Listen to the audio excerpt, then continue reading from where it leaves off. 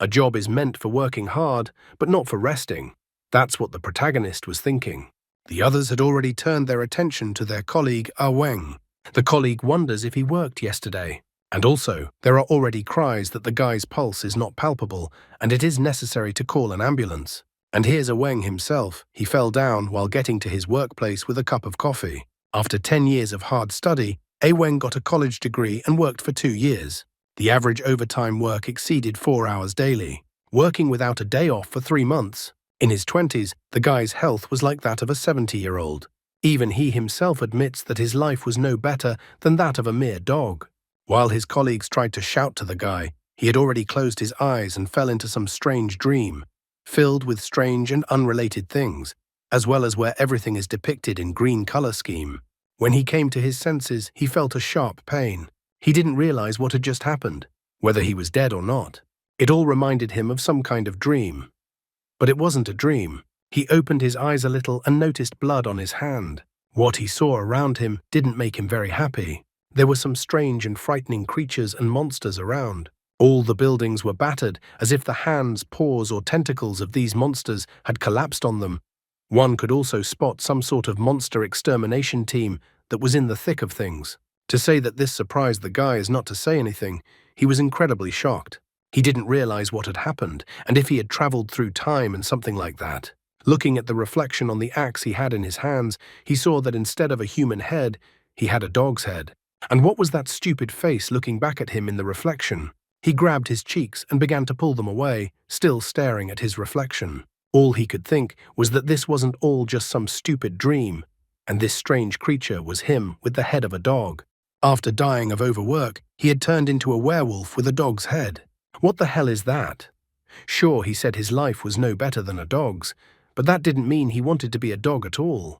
Meanwhile, a huge monster that looked a bit like a monster-like flower let out a growl. This sent shivers down the spine of the average office worker. Suddenly, he noticed in the reflection that he seemed to have turned into a human again, and he didn't understand why it happened, because just now he had a dog's head instead of a human head. At the same moment, the monsters came too close and he was already within range of their attacks. Now it was no longer a question of whether he was a human or a dog. His priority was survival, and life could be about to end. The humans from the monster extermination team, meanwhile, are escaping. The monster level exceeds level 3, so they need help. Someone asks the commander to call for help, and someone is asking about whether they should retreat. At the same time, the man heard a voice saying that the infected should not retreat. Weng doesn't understand where the strange voice is coming from. He hears that he must do his best not to let the monster escape from the third block, that he must destroy all of them at any cost. The infected have no right to retreat, and all those who violate the order will be executed on the spot. Finally, the guy notices where the noise was coming from. It turned out to be a collar. It was a revelation to him. He's wearing a collar, and what kind of attitude they have towards humans. So they're infected. The monster tossed aside the people who tried to stop it. The guy taking cover behind the wreckage of a building notes that the monster looks cool. He is even annoyed that they are shouting to do at any cost, but the commander himself is not here. So all he can do is give orders through his collar. Reminding himself that he is not of this world, he decides not to participate in all of this. Then sadly notes that he died before this transformation after all. He then makes an attempt to lie on the ground and just pretend to be dead. Perhaps this is what will allow him to leave unnoticed as soon as the opportunity arises. In the meantime, the collar still gives out loud commands for the infected to kill the monsters at any cost. Noticing that no one is paying attention to him, he decides that now would be a good time to escape. However, he got tired of crawling pretty quickly, and he hadn't eaten since last night. He wanted to drink tea and milk. As the commands continued to sound and the infected continued to die, the guy was just thinking about whether there was tea and milk in this world, whether there was crawfish in this world, whether there was fried chicken, and so on. The commands kept going on and on. The boy thought of chocolate, and then immediately remembered that chocolate was not to be eaten by dogs, for they would die. He wondered what would happen to him after eating chocolate, considering he had a dog's head. Slowly but surely he crawled to one of the buildings, then threw on his cap and decided to look around inside. An exit was already looming on the horizon. He was so excited at what he saw. However, the monster struck with its tentacles right in front of him, and the guy was protected by the girl, covering him with herself. The poor girl was thrown quite far away from this blow. The monster roared and prepared to attack the girl again. The guy pulled his cap over his eyes and decided that it was none of his business. The monster was already hovering over the girl and had his tentacles. Closing her eyes, the pink-haired girl is indignant that the monster is ugly and hurts her, and in general, how he caught her. However, when she opens her eyes, she notices that she was attacked, not by a monster with tentacles, but that someone did not save her and is carrying her in his arms. The guy's head, meanwhile, has started to turn into a dog's head again. He is directly enveloped in energy. He even tries to justify that he saved the girl and intervened just this once, and that's it. Wang doesn't even realize himself why he even intervened in the first place. The girl is surprised by the fact that he came after her and saved her. She even repeats it twice. She then also starts stroking the dog's head, stating that he is the same dog. She didn't realize it would be so much fun. The guy is so pleased with the head stroking. To get out of it all, he asks her to stop, especially since she's still in great danger. The protagonist wishes he could come up with a plan for them to escape. The pink-haired girl, pointing to the collar, reminds him that they will be torn apart if they leave the area. The girl even thought that the guy decided to die with her. Hearing this, the guy immediately stops. Now he understands everything. He said something about some human rights, and here it is like this. It's not surprising to him that the infected didn't rush to escape even when the danger was maximum. He wonders if he'll be able to escape with his head still in place. This world seemed to be too unfriendly to newcomers. Since they stopped, the monsters caught up with them rather quickly. Wang wonders why there are more and more monsters and why they are all coming towards them. The girl, on the other hand, shows with all her looks that she is not a damsel in distress. The answers to the guy's questions are not surprising to her because she is a monster hunter. Having said that, they dodge the monster's attacks. The guy decides that he has no other choice. Now all he has to do is fight. He even assumes that after his rebirth, he must have been given some extraordinary abilities. But contrary to what he says, one of the monsters destroys him with a tentacle, and Wang thinks about what a weakling he is. A pink-haired girl stands up for him, and with a single kick of her foot, she blows apart one of the monster's tentacles and orders him not to touch the dog. The girl asks if the dog is okay, and also tells him that even if the monsters are torn to pieces, they can still regenerate. The guy is surprised that they can regenerate so quickly and easily. The girl, on the other hand, informs him that she will just kill all the monsters, but the dog doesn't understand how the girl will do that if the monsters regenerate. He wonders if the girl has some sort of plan. The girl rips off her belt, then shoves some kind of thing in it, and suddenly it all turns into a huge-sized scythe. The girl even screams that now the monster will definitely die. Taking this huge scythe with ease, she jumps on this monster with tentacles, calling it a freak. The guy looking at all this was a little surprised. It turns out the girl did not need his rescue at all, and he was making a hero of himself. Meanwhile, the pink-haired girl is chopping up the monster. She needs to find the core to tear the monster to pieces. Dog thinks about what you've heard, so these monsters have a heart of sorts, and it's a core. If you destroy the core, you can kill it. Suddenly, he starts to smell and feels like he has an ability. His sense of smell is greatly enhanced. Every object around him has a unique odor. These monsters smell of blood and rot. There's also the smell of burning, and it's everywhere here. There's also a pleasant odor. It's that girl with the scythe. At this point, he takes a whiff and seems to find what he was looking for. He yells to the girl to listen to him, and that the core is right there. The girl doesn't seem to hear him. Apparently she's too engrossed, as if she's lost her mind. He takes something like a spear and stabs the monster, hoping his plan will work. The pink-haired girl stops and notices that something in the monster's behavior has changed. The dog's surprise is less. It turns out that his theory worked. However, the monster suddenly braids the guy along his arms and legs with its tentacles. This was definitely not something the guy had counted on. He started panting tremendously, once again feeling that his life was about to be cut short for the second time. So that was the end of his day-long journey to another world. However, suddenly he is called an idiot. These words burst out of a huge flaming mouth. The guy is surprised by this turn of events. It turns out he is still not dead, but is inside his subconscious. In his subconscious is a huge throne room, in the center of which sits someone resembling his current one, a chained werewolf. All around the subconscious in this hall are chains, as if a deterrent to this madness. Looking at this monster, Wang assumes that this beast is the original consciousness of this body he is currently in. There were some statues of people he didn't know everywhere. He wondered what these statues were. But then this big guy in chains spoke up and called someone a mean breed. Wang said hello to him. However, all of this really scared him and left him puzzled, as he didn't realize whether the prisoner in chains was talking to him or not. Besides, the prisoner did not look weak. The captive, on the other hand, was only throwing out scraps of words about how unforgivable it was and that he should kill them all. His gaze became incredibly wild, and he uttered that everyone should die.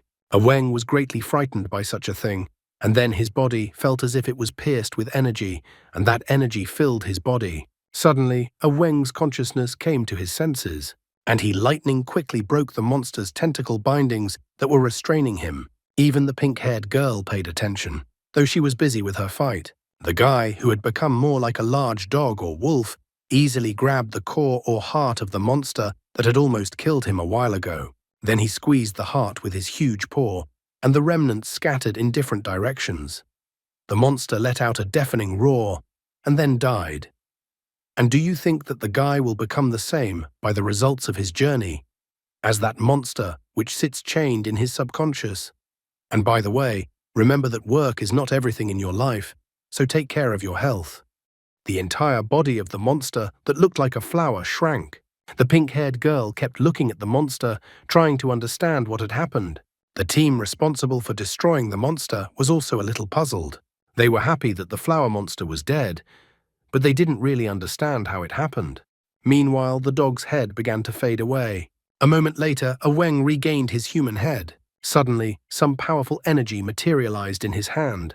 This mysterious energy flew off the guy's hand and plunged into his chest. At the same moment, it was as if he was inside himself, and the monster flower reappeared right in front of him. Wang realized that he was most likely in his subconscious. The only thing he didn't understand was why the monster had reappeared in front of him. However, the guy must have forgotten that he was not alone in his subconscious mind, and his inner monster was not slumbering either. The monster flower shook as the giant dog appeared in front of him, ready to tear him apart. And so it does. The giant dog mauled the flower monster in one sitting and ate it, leaving the flower monster no chance. Wang was scared as hell. An ordinary working guy would definitely never dream of seeing such a thing. After eating, the giant beast only picked its claws in its teeth. The monster complained that it was too little and wanted more food. At the same moment, Wang heard the pink-haired girl call out to him, and he suddenly came to his senses, coming out of his subconsciousness. The girl is happy that they won. She wonders if the dog got the monster core. This strange world is too dangerous for the guy, so he decides he's going to keep his head down until he's finally dealt with everything. Wang reports that he found nothing, and that perhaps one of the girl's attacks destroyed the core. He even praises the girl, stating that she was great.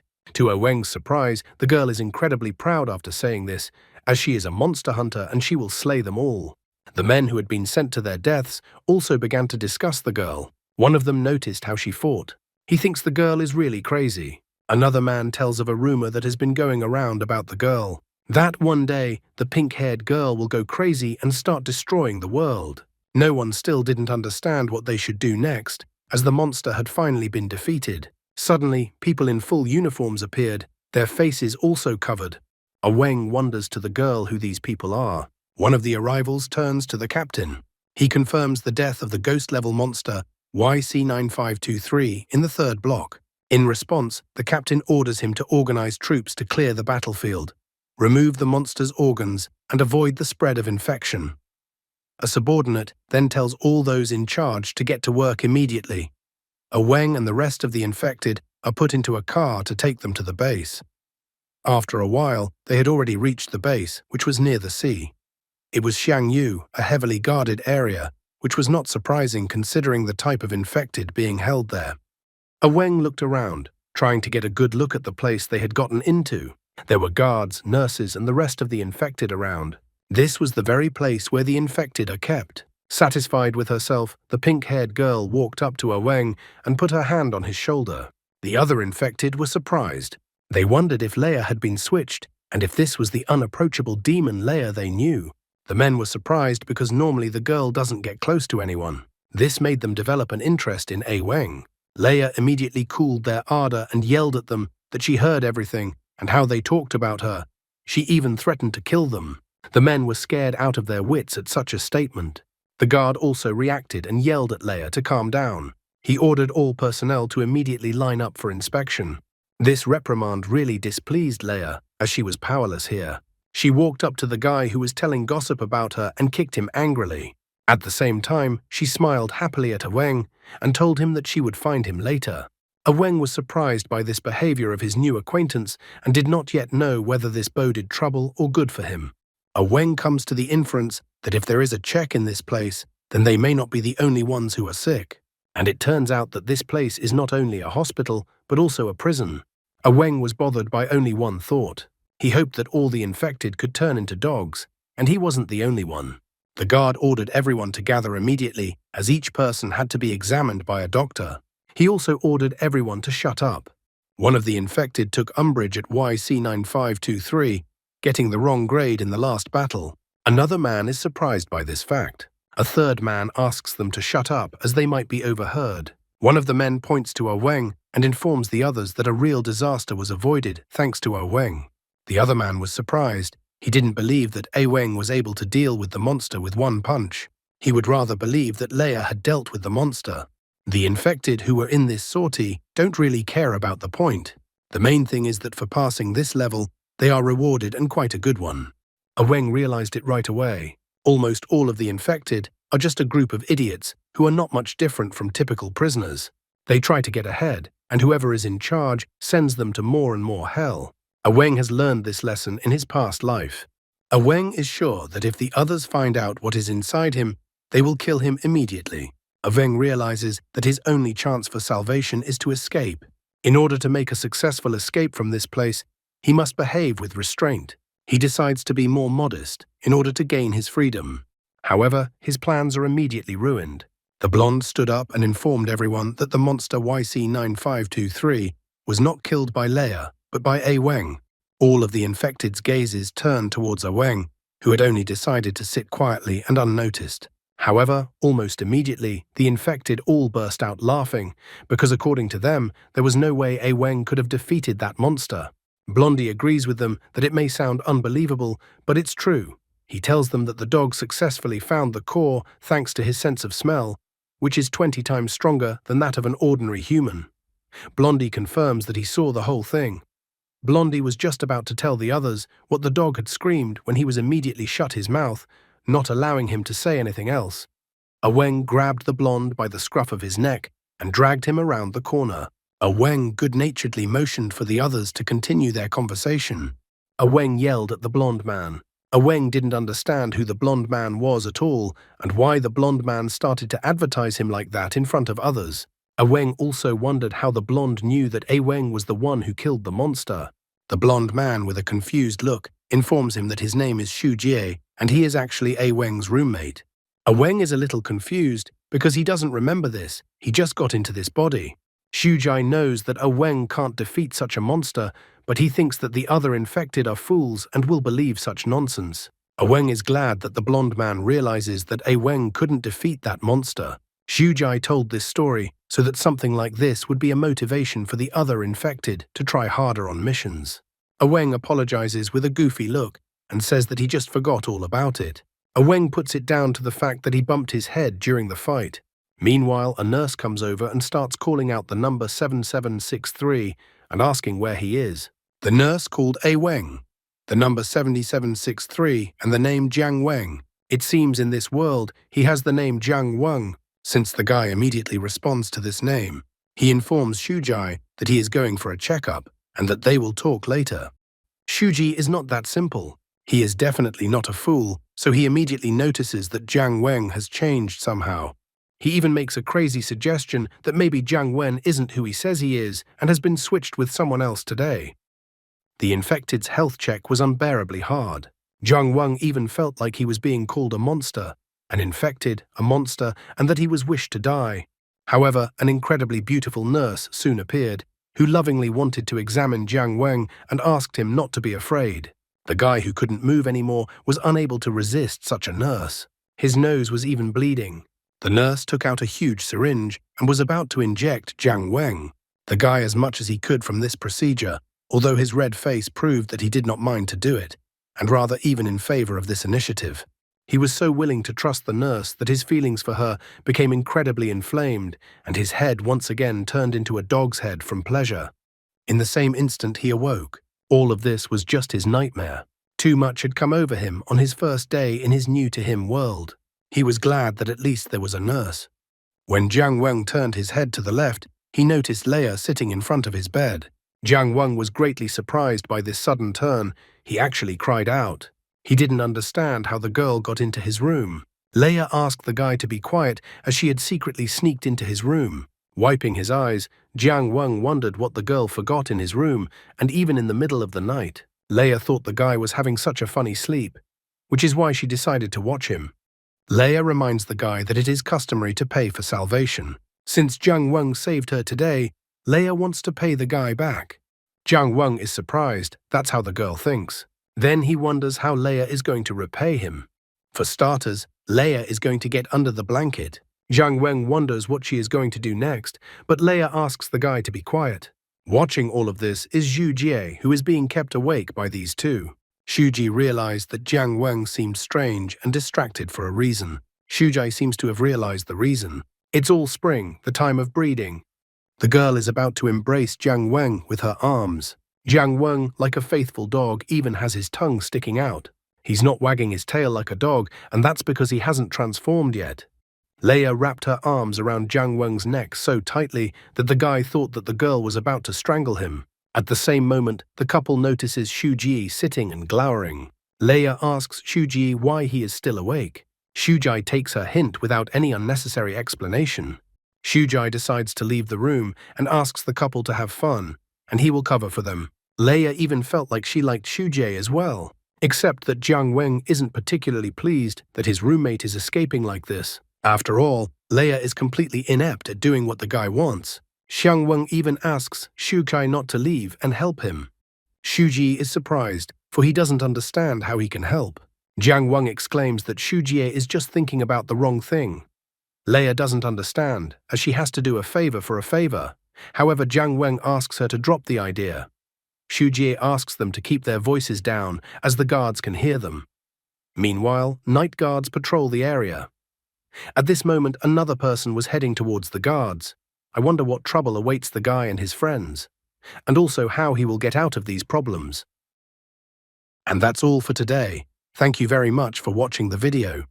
If you would like to see a sequel, please like, subscribe to the channel, and leave your wishes in the comments.